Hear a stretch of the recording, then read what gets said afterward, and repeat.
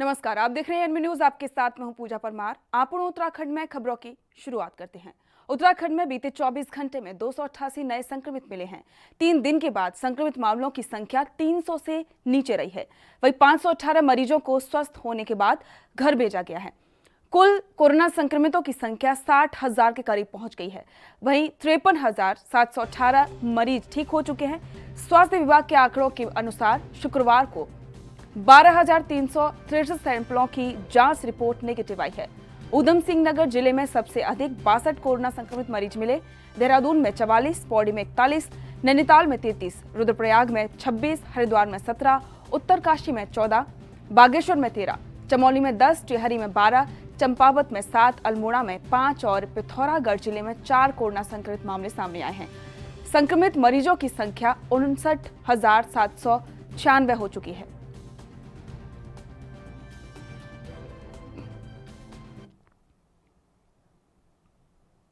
पौड़ी पहुंचे गढ़वाल सांसद तीरथ सिंह रावत ने विकास भवन सभागार में जिला विकास समन्वय और निगरानी समिति की बैठक ली। इस बैठक में मौजूद जनप्रतिनिधियों से अपनी क्षेत्र की समस्याओं को सुना और साथ ही अधिकारियों की उदासीनता और जनता के प्रति उनके सख्त रवैये की पोल भी खोली। खासतौर पर दुईखाल ब्लॉक में वैरबगढ़ी पेयजल योजना से जनता को पेयजल कनेक्शन न दिए जाने के मामले को प्रमुख महेंद्र राणा और जहरीखाल ब्लॉक में पेयजल लाइनों और सड़कों की खस्ताहाल होने की शिकायत को प्रमुख दीपक भंडारी ने उठाया। बैठक में सड़क, बिजली, पानी, दूरसंचार जैसी समस्याओं के मुद्दे छाए रहे। तमाम शिकायतों के बाद सांसद तीरथ सिंह रावत ने अधिकारियों को निर्देशित किया है कि जल्द ही लंबित पड़े विकास कार्यों को पूरा कर लें और इसकी रिपोर्ट उन्हें भेजें।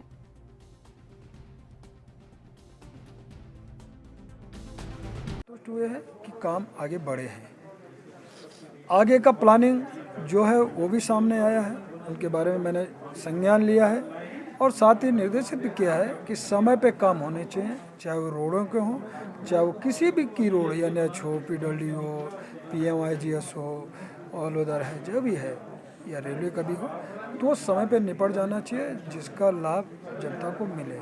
जो उसकी समय सीमा है और जो ऊपर से तय की है उस समय सीमा के अंदर।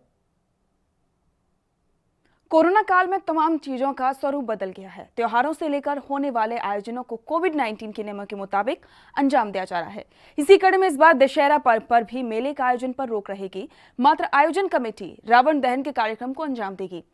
रुड़की रामलीला कमेटी ने इस बार रावण दहन के साथ कोरोना का पुतला भी तैयार कराया है, जिसे रावण दहन के साथ कोरोना के पुतले का दहन भी किया जाएगा। फिलहाल रावण और कोरोना का पुतला तैयार किया जा रहा है। रुड़की नेहरू स्टेडियम में मुजफ्फरनगर से आए मुस्लिम कारीगरों ने रावण, मेघनाथ, कुंभकर्ण के साथ साथ कोरोना का भी पुतला बनाया है। जिला मुजफ्फरनगर, कस्बा चढ़तावल का मैं रहने वाला हूँ। यहाँ पर जो है 10 आदमियों की टीम लेकर हम आए हुए हैं और जो है दिन रात काम करके इन्हें जो है 2 पुतलों को बनाए हैं। और अब जो है आज 24 तारीख हो गई है, कल 25 है। कल इनका जो है शाम को 7 बजे दहन होगा। कौन कौन से पुतले आपने तैयार किए? ये रावण का पुतला है, 50 फुट लंबाई है। और अब के नया जो है इस बार कोरोना का पुतला है और इसमें जो है इसकी लंबाई 30 फुट रखी है। दशहरा पर पुलिस ने चौकसी का इंतजाम पूरा कर लिया है। इसके लिए शहर को 8 जोन में बांटकर सुरक्षा व्यवस्था को फोर्स तैनात कर दी है। सुरक्षा के मद्देनजर 4 कंपनी PSC को भी लगाया गया है। साथ ही जोन और सेक्टर वार अग्निशमन की गाड़ियां भी तैनात कर दी गई हैं। हर साल दशहरा पर शहर में भीड़ भाड़ बन जाती है। इस बार तमाम आयोजन तो नहीं हो सकेंगे, लेकिन बाजारों में भीड़ उमड़ने की संभावना जताई जा रही है। ऐसे में पुलिस ने किसी भी स्थिति और यातायात को सुचारू करने के लिए पूरी व्यवस्था की है। DIG अरुण मोहन जोशी ने बताया कि शहर को 8 जोन, 21 सेक्टर और 50 उप सेक्टरों में बांटा गया है। जोन की जिम्मेदारी CO, सेक्टर की थाना प्रभारी और उप सेक्टर की जिम्मेदारी चौकी प्रभारी को दी गई है। इस दौरान इसके साथ 4 कंपनी PSC भी तैनात की गई हैं। जिन क्षेत्रों में पहले कभी कानून व्यवस्था बिगड़ी है या फिर इस बार कोई इनपुट है, तो उसके आधार पर सुरक्षा का खाका तैयार किया गया है ताकि किसी भी स्थिति से समय से निपटा जाया जा सके।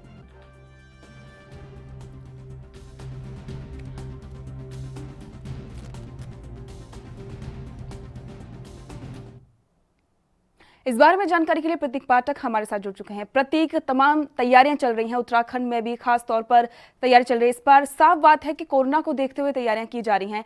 प्रशासन ने जगह जगह तैनात पुलिस कर दी है, क्या कुछ अपडेट है?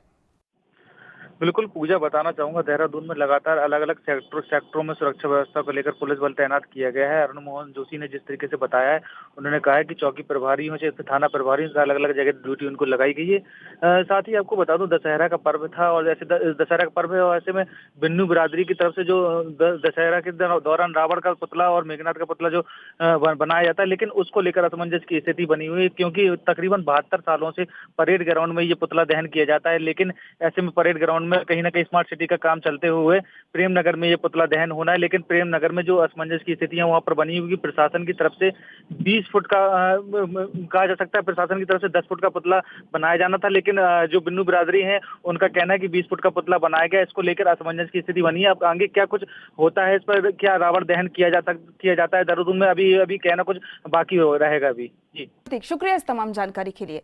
वक्त हो गया छोटे से ब्रेक का, जल्द लौटेंगे।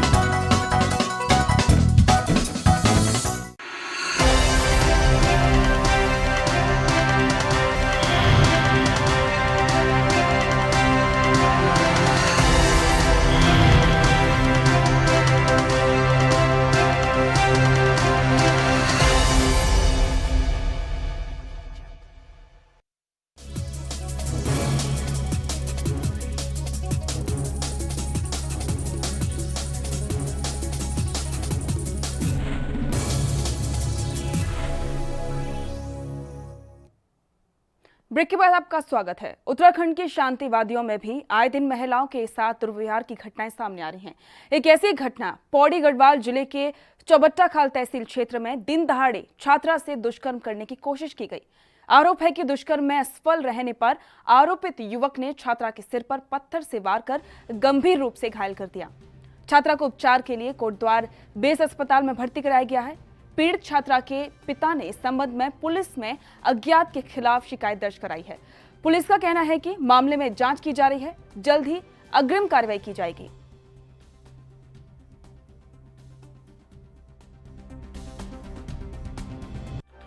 बस कि वो पकड़ा जाए। कल आज नहीं है क्या, कल के डेट में कोई और केस करेगा, और अगर 2 दिन के अंदर वो पकड़ा न गया तो यहाँ पे हम वो करेंगे, आमरण अनशन करेंगे, आत्मदाह करेंगे और यहाँ बैठेंगे। ये तहसील हम बंद करवा देंगे। बस ये विधायक सरकार की तरफ से कोई जनप्रतिनिधि ने आपसे संपर्क किया इस मामले में? अभी तक किसी ने नहीं किया। यहाँ घर पे हमें किसी से नहीं किया। वहाँ से पापा से हुई थी बात SDM वगैरह की, मगर अभी तक कोई भी मुआयना करने नहीं गया। परसों हुई घटना और कल गए। अगर परसों शाम को वहाँ पे पटवारी थे, अगर वो चाहते तो उसी टाइम छानबीन होती। कितनी दूर भाग के जाता हूँ। किच्छा विधायक राजेश शुक्ला ने अपने आवास पर कार्यक्रम आयोजित किया। इस दौरान उन्होंने 186 पर्यावरण मित्रों को मालाएं पहनाई और उनके पैर धोए, साथ ही उन्हें ड्रेस भेंट की। पर्यावरण मित्रों के पांव पखारते समय बीजेपी विधायक राजेश शुक्ला भावुक भी हो गए। बीजेपी विधायक ने कहा कि पर्यावरण मित्रों के पांव पखारने की प्रेरणा उन्हें PM मोदी से मिली है और पर्यावरण मित्रों का ये सम्मान किच्छा नगर पालिका के स्वच्छता रैंकिंग में बेहतरीन प्रदर्शन कर प्रदेश में चौथा और जिले में पहला स्थान आने पर हुई। साथ ही कहा कि कोरोना वायरस के कारण लगे लॉकडाउन के दौरान किच्छा नगर पालिका के सभी पर्यावरण मित्रों ने अपनी जान की परवाह किए बिना सफाई व्यवस्था को दुरुस्त रखा, जिसके कारण संक्रमण कम फैला है। कोरोना के संकट काल में मैंने देखा था कि मेरे पर्यावरण मित्र भाई बहन हैं, उन्होंने बहुत जान पर खेल कर काम किया और किच्छा आज विकास में पूरे उधम सिंह नगर प्रथम आया है, राज्य में चौथे स्थान पर आया है। ये हमारे लिए गौरव की बात है और एक गौरव हमें इन जिन्होंने दिलाया है पर्यावरण मित्र भाई बहनों ने, मैंने तय किया तो उनको सम्मानित करना है। भेंट देना बड़ी बात नहीं है, भेंट में हम वस्त्र दे दें, कुछ दे दें, बड़ी बात नहीं है। बड़ी बात है उनका सम्मान करना। और मुझे लगा कि जो हमारी गंदगी साफ करते हैं, जो हमारे जीवन की रक्षा करते हैं, उनके तो चरण पखारने चाहिए। ये मेरे मन में भाव आया और इसीलिए मैंने फैसला किया, मैं मेरी पार्टी के सभी साथी इन सभी का पाँव पखार कर स्वागत करेंगे। आज मुझे अच्छा लगा कि मेरे निमंत्रण पर सभी आए, सभी ने हमें सेवा का मौका दिया और आप सब ने भी आकर के हमें आशीर्वाद दिया। जहरीले गुड़ की खबर जैसे ही एनबी न्यूज ने प्रमुखता से दिखाई, वैसे ही खाद्य सुरक्षा अधिकारी ने इकबालपुर पहुंचकर एक गुड़ से लदे ट्रक रंगीन गुड़ का सैंपल लिया। आपको बता दें कि इकबालपुर झबरेड़ा में अनमोल नाम के मार्का में जहरीले गुड़ की सप्लाई पंजाब में भारी तादाद में की जा रही है, जिसमें अनेकों तरह के केमिकल और खतरनाक रंग मिक्स करके इसे लाल रंग दिया जाता है, जिसके बाद इस गुड़ को पंजाब में भारी दामों पर बेचा जाता है। इस खबर को एएनबी न्यूज ने कई बार प्रमुखता से दिखाया, जिसके बाद खाद्य सुरक्षा अधिकारी ने ट्रक से गुड़ उतारकर सैंपल लिया। वहीं चरखी में भी छापेमारी कर सैंपल लिए गए। जो है एक लाल रंग आता है, वो बहुत हानिकारक है जनता के लिए, खाने के लिए, और ये उसे उसमें गुड़ में मिला रहे हैं और इससे बहुत आने वाले समय में बहुत काफ़ी नुकसान होने की संभावना है। हम शासन से भी, प्रशासन से भी और स्वास्थ्य विभाग से भी इस पर कड़ी से कड़ी जो भी कार्रवाई बनती है, कानूनन जो इस कार्य को कर रहा है उस पर कड़ी से कड़ी कार्रवाई करें और आगे इस पर प्रतिबंध लगे ताकि ये लाल रंग ना लगाए। उत्तराखंड के पच्छादून क्षेत्र में नशे के तस्कर बड़े पैमाने पर सक्रिय हैं, जो कि युवाओं को नशे की गर्त में धकेलने का कार्य कर रहे हैं। पच्छादून क्षेत्र नशे के लिहाज से संवेदनशील क्षेत्र बन चुका है। उत्तर प्रदेश, हिमाचल, हरियाणा के जंगलों से रास्ते पच्छादून क्षेत्र में नशे की खेप पहुंचाई जा रही है, जिससे बहुत बड़ा वर्ग नशे की चपेट में आ रहा है। क्षेत्र में वर्तमान में अफीम, चरस, कोकीन, ड्रग्स, स्मैक, नशीले दवाइयों जैसे मादक पदार्थों की तस्करी बड़े पैमाने पर की जा रही है, जिससे क्षेत्र के युवाओं और श्रमिकों को परोसा जाता है। हाल ही में नशे की लत की वजह से कुछ युवाओं ने एक युवक की हत्या भी कर दी थी। जानकारों का मानना है कि नशे की लत की वजह से युवाओं में हिंसक प्रवृत्ति पनप रही है।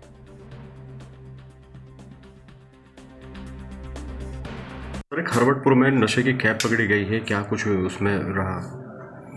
ये 22 अक्टूबर की बात है। खरवटपुर में जो है एक सूचना मिली थी कि कुछ नशीली दवाइयाँ किसी स्थान पर रखी, तो उस पर जो है ड्रग इंस्पेक्टर उनको बुलाया गया था। चौकी इंचार्ज ड्रग इंस्पेक्टर ने जो है मौके पे जाकर जांच की थी, तो पता चला था कि अधिकतर दवाइयाँ इसमें जो है एक्सपायरी डेट की ड्रग इंस्पेक्टर ने बताया था, तो इसलिए जो है उसको डिस्पोज ऑफ कर दिया गया है। इस संबंध में जो है संबंधित विभाग द्वारा जाँच की जा रही है। सर, लगातार जो है नशे की खेप पकड़ी जा रही है, ऑपरेशन सत्य चलाया जा रहा है, ऐसे में पूरा क्षेत्र भी लगभग जो है नशे की चपेट में देखा जा रहा है, तो ऑपरेशन सत्य में किस तरह की कार्रवाई करते नजर आएंगे आने वाले समय में भी आप? जो है फिलहाल जो ऑपरेशन सत्य के अंतर्गत जो वक्त हो गया है ब्रेक का, जल्द लौटेंगे।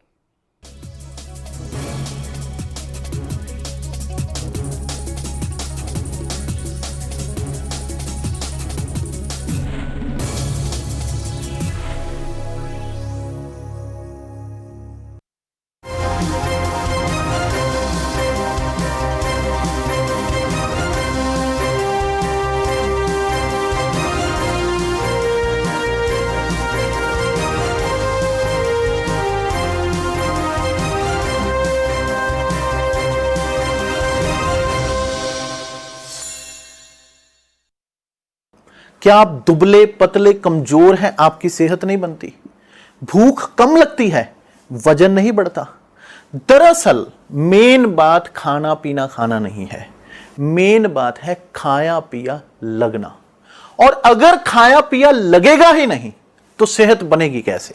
इसलिए हमारी संस्था सन्यासी आयुर्वेदा ने एक ऐसी दवा बनाई है जो कि आपके पाचन तंत्र को, आपके लीवर सिस्टम को ठीक करने का काम करती है, ताकि आप जो भी खाएं उसका पूरे का पूरा निचोड़ आपके शरीर को लगे, आपकी भूख बढ़े, खाया पिया सही से लगे, नया खून बने, हड्डियों में जान आए, वजन बढ़े, ताकत बढ़े, चेहरे पर नूर आए और आप मोटे तगड़े खूबसूरत पर्सनैलिटी के मालिक बन जाएं।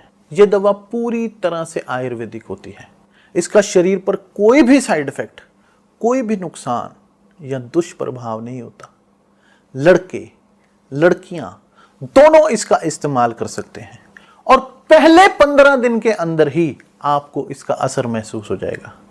सिर्फ 650 रुपए की पूरे 1 महीने की दवा होती है और आप इसे घर बैठे 01145454545 पर फोन करके दवा मंगवा सकते हैं। सबसे अलग अंदाज, हम बनेंगे आपकी आवाज, सवालों की धार, खबरों की बौछार, सिर्फ मेरे साथ एएनबी न्यूज पर।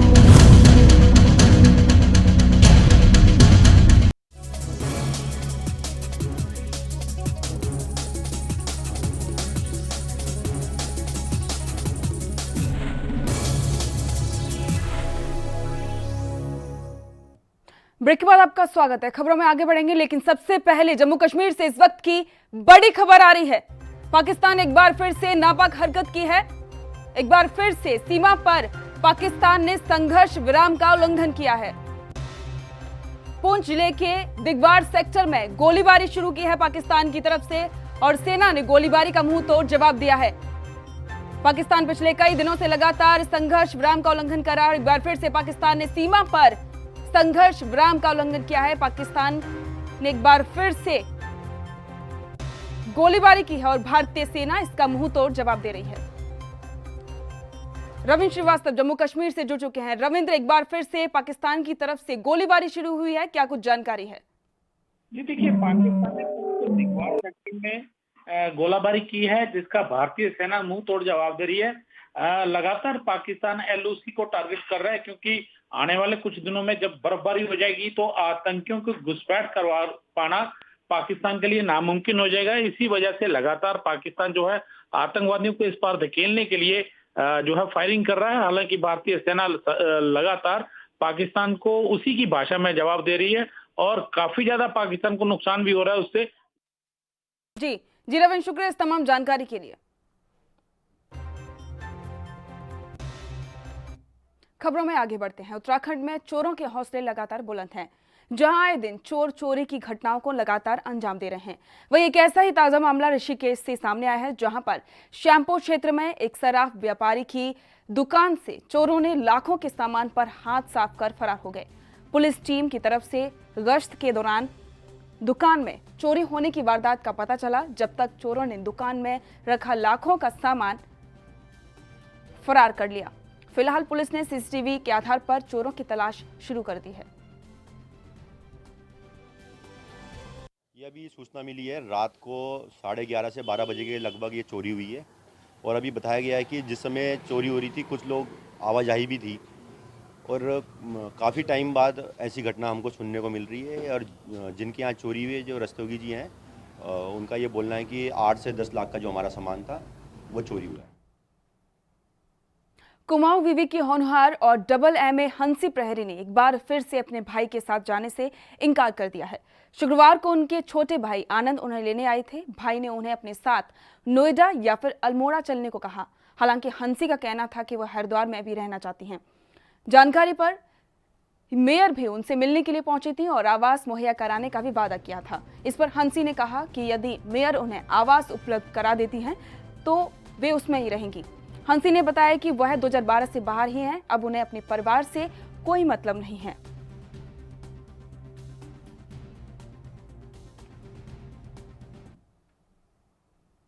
नैनीताल नगर में वीकेंड से पहले ही पर्यटकों की चहल पहल शुरू रही। इसी तरह शनिवार को भी यहां पर्यटकों की चहल पहल जारी रही। पर्यटकों ने गुनगुनी धूप का आनंद लेते हुए नैनी झील में नौका विहार का आनंद लिया। रामनगर में तराई पश्चिमी वन प्रभाग के फाटो रेंज में पर्यटन गतिविधियों को बढ़ाने का विचार चल रहा है। फाटो में रात्रि विश्राम की सुविधा के लिए ट्री हाउस बनाने की भी योजना है। विभाग इसका प्रस्ताव तैयार कर रहा है, जिसे शासन को जल्द ही भेजा जाएगा। आपको बता दें कि लॉकडाउन खुल चुका है, जिसके लिए सभी पर्यटन स्थल भी खुल चुके हैं। इसी तरह नैनी झील में भी नौका विहार करते हुए कई पर्यटक नजर आए और जिसके लिए सभी ने कोरोना की गाइडलाइंस का पालन किया।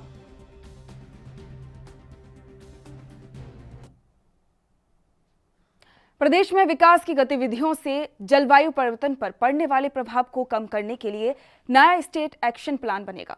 इसके लिए राज्य, देश या विदेश के किसी नामी संस्थान से शोध कराया जाएगा। 6 माह में ये प्लान बनकर तैयार किया जाएगा। राज्य पर्यावरण संरक्षण एवं जलवायु परिवर्तन निदेशालय ने रिसर्च के लिए टेंडर जारी किया है। केंद्र सरकार और एनजीटी ने सभी राज्यों को विकास की गतिविधियों से जलवायु परिवर्तन पर पड़ने वाले प्रभाव को कम करने के लिए क्लाइमेट चेंज एक्शन प्लान बनाने को कहा है। इसी को देखते हुए राज्य में भी एक नया एक्शन प्लान बनाया जा रहा है। इसमें विकास की गतिविधियों को न्यूनतम जलवायु परिवर्तन प्रभाव के साथ संचालित करने, पर्यावरण और विकास के बीच सामंजस्य बिठाने पर फोकस होगा। एक्शन प्लान के लिए राज्य में 12 क्षेत्रों का चिन्हीकरण किया गया है। इनमें से विकास के लिए एक्शन प्लान में हर तरह के प्रावधान रखे जाने हैं ताकि इनमें चलने वाली योजनाओं को इसी एक्शन प्लान के अनुसार पूरा किया जा सके। निदेशालय की संयुक्त सचिव नेहा वर्मा की ओर से इसके लिए टेंडर किए गए हैं। पर्यावरण निदेशक एसपी सुबुद्धि ने बताया कि एक्शन प्लान वैसे तो पहले भी बनाया गया था, लेकिन कुछ कमियों की वजह से उसमें संशोधन कर नए सिरे से तैयार किया जा रहा है।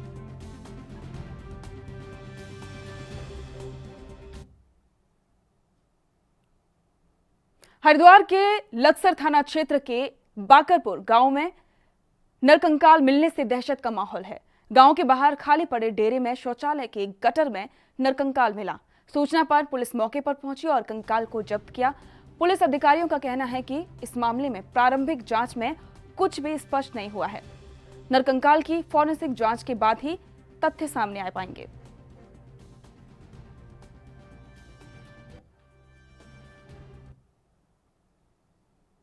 उत्तरी हरिद्वार की सड़कों पर आवारा पशुओं ने आतंक मचा रखा है। खड़खड़ी क्षेत्र में मानसिक संतुलन खो चुके गोवंश ने सड़क से गुजर रहे साधु को जोरदार टक्कर मार दी। टक्कर मारने का वीडियो सोशल मीडिया पर तेजी से वायरल हो रहा है। हरिद्वार नगर निगम द्वारा आवारा पशुओं की रोकथाम के लिए लाख दावे किए जाते हैं, लेकिन धरातल पर नगर निगम के दावे हवा हवाई दिखाई दे रहे हैं। इससे पहले भी कई बार आवारा पशुओं का आतंक देखने को मिला है।